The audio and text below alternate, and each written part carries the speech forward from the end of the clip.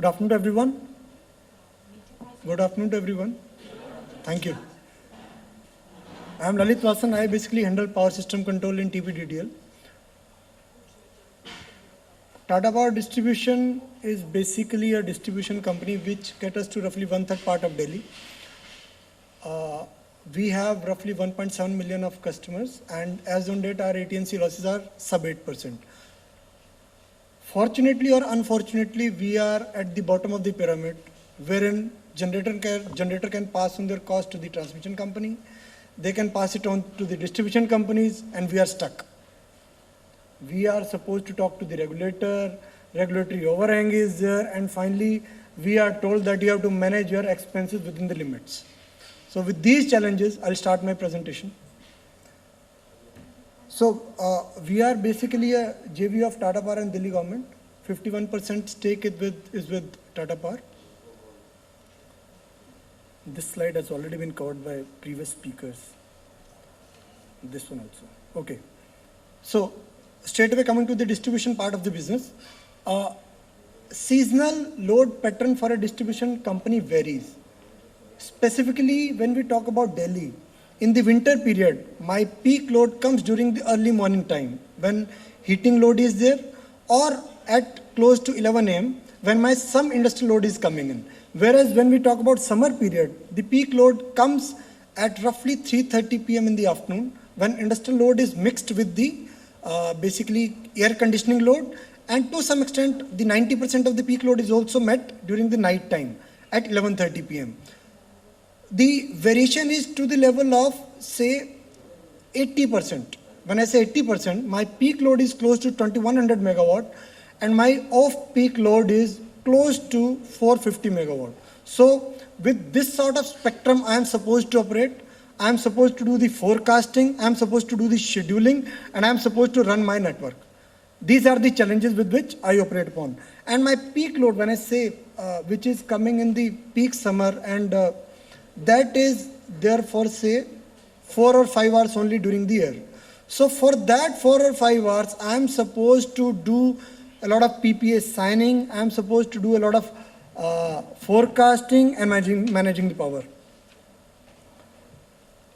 So there are 2-3 important regulations which are related to wind and solar. First is they are supposed to do day-ahead and week-ahead forecasting. Intraday revisions are also effective from 4th time block. Revision is allowed after every 6th time block. Why I specifically mentioned point number 3? Because with the more and more penetration of solar plants into our network, from 5 a.m. onwards, they would start revising their demand forecast.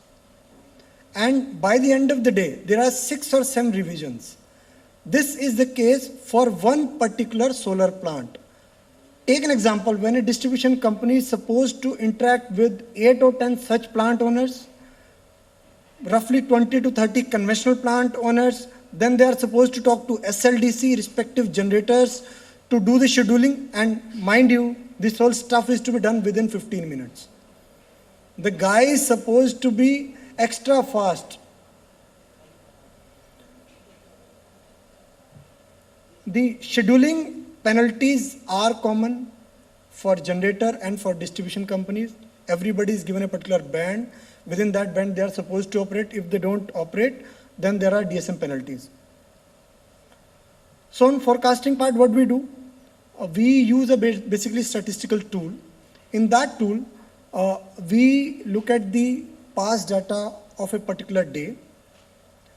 And then we also look at the time of the day, whether the day was a weekly off day or it was a holiday. Then what is the weather forecast for the day, or what has been the trend in the past. You can see one small para in red fonts, that is time to sunrise and sunset.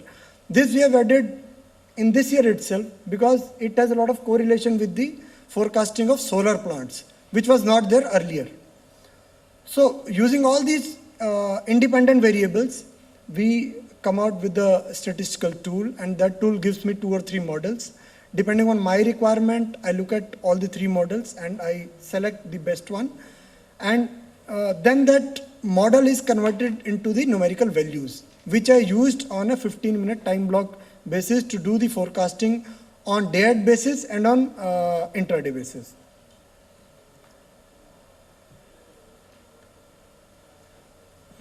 Okay.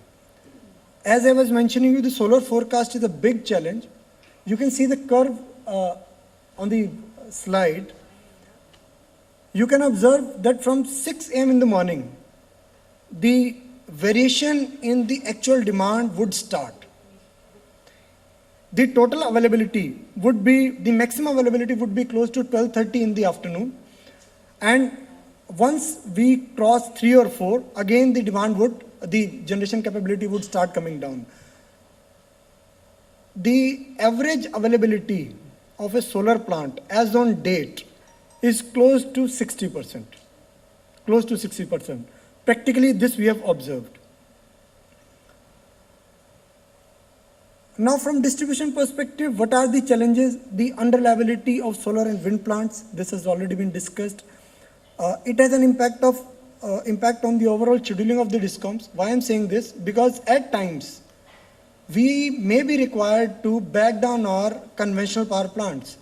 In such cases, we may be required to violate the merit order. If we violate, how that money would be passed on, how regulatory is going to handle it is going to be a big challenge moving ahead. Then we are also supposed to operate within a particular band.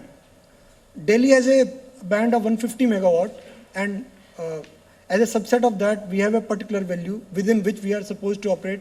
If we breach that band, then we are penalized. Then another challenge is every conventional plant is having a MTL. For some of the plants that is 70% and few others are it is 55%. So beyond that you cannot go. So these are the challenges.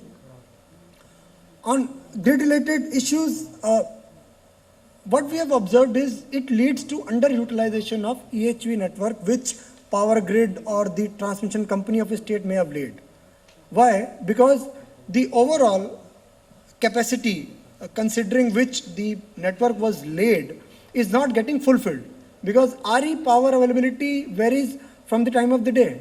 As the day passes on, it increases, but once the day moves towards its end, it goes down. Second is the bigger challenge from DISCOM's perspective as on date is reactive power management. Why I'm saying this is because right of way issues are becoming very, very difficult to handle as on date. We are not getting permissions to erect towers. So more and more cables are getting injected into the network. They work as a capacitor during off-peak time. They add to the voltage. So it becomes very, very difficult. High voltages are a big issue, and reactive power management is an icing on top of that. So these two challenges are creating a big stress on me. I will ask you to conclude. Just 2 more slides.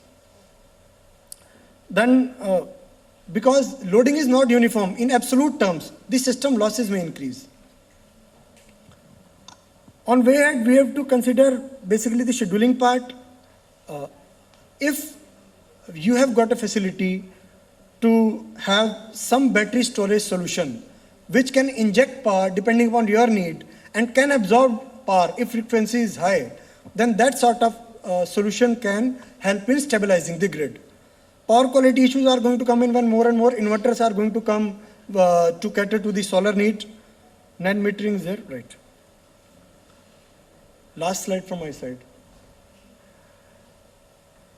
First point has already been covered. There are no standards for ramping up and ramping down. A lot of debate is going on this point. Second is DR scenario is still evolving. As a DISCOMs, we had done a lot of work in this area. We did a lot of pilots. We interacted with many guys. But if you don't do the incentivization for all the stakeholders, this idea is not going to move ahead. So we have to consider that before finalizing something. Ancillary services are supposed to be in the market as on date. That is not there. CRC has brought in a paper and discussion is going on. Energy storage has to work as a balancing market. In Indian sort of thing, where demand variation is huge, if flexibility in policy formulation is not there, we may not be able to achieve the overall target of the nation. Then last point from my perspective is, every DISCOM is supposed to send its schedule or forecast to respective generator. There are 3 or 4 parties in that. First, I am the person who is preparing the forecast. Then state load dispatch center is there, who is clubbing the requirement of the state. Then he is talking to the generator, and vice versa.